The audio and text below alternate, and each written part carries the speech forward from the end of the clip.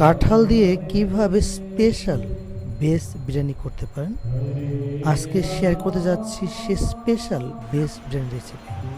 হরি বল। অনেক সুস্বাদু কাঁঠালের বিরিয়ানি। আপনারা যারা আঠার ভয়ে কাঁঠাল কাটতে ভয় পান, দেখুন নর্মাল একটু জল মেরে আঠাগুলো অনেকে চলে যায়। আর কাঁঠালগুলো আপনাদের মতো করে ছোটো ছোটো পিস করে না আপনি ডুবা তেলে ফ্রাই করতে পারেন।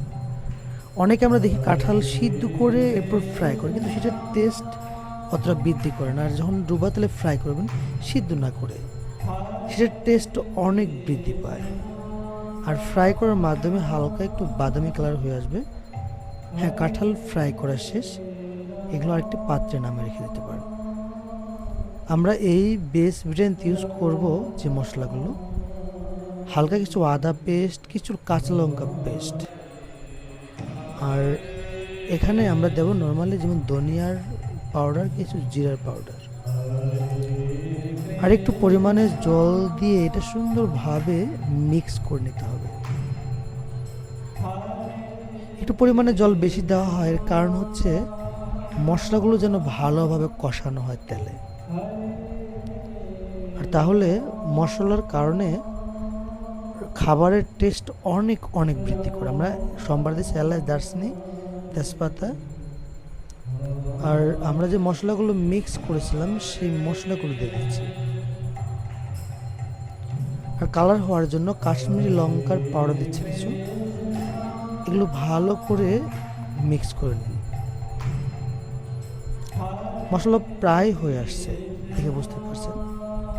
আমরা কিছু হিং পাউডার দিয়ে দিচ্ছি, এরপর দিয়ে দিচ্ছি কাঁঠাল, এরপর কিছু আলু ফ্রাই আর কিছু গাজর।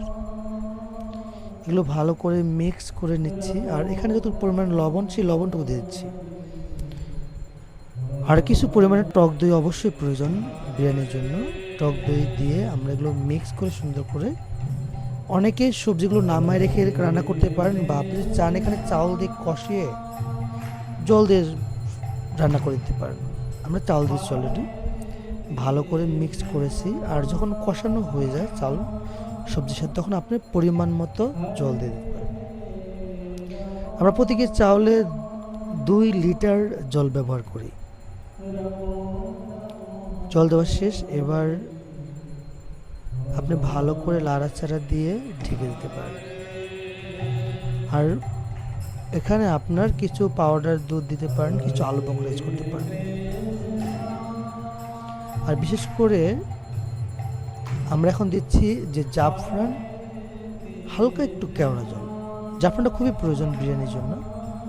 আর যেহেতু জাফরান অনেক ব্যয়বহুল, তাই জাফরান না দিলেও হবে। ঢেকে দিন। প্রায় 10 থেকে 15 মিনিট পরে খুললে একটু হালকা ঘি, বাঁধাকপি বেরেস্তা, কাজু বাদাম ফ্রাই দিয়ে সুন্দরভাবে মিক্স করে নিন। এবার ঠাকুরকে ভোগ দিন। দেখুন এতটা স্পেশাল এবং এতটা টেস্টি, না খেলে কখনোই সেটা বুঝতে পারবেন না। সত্যি অনেক টেস্টি। কাঁঠালের বিরিয়ানি বলে কথা। হারি বল।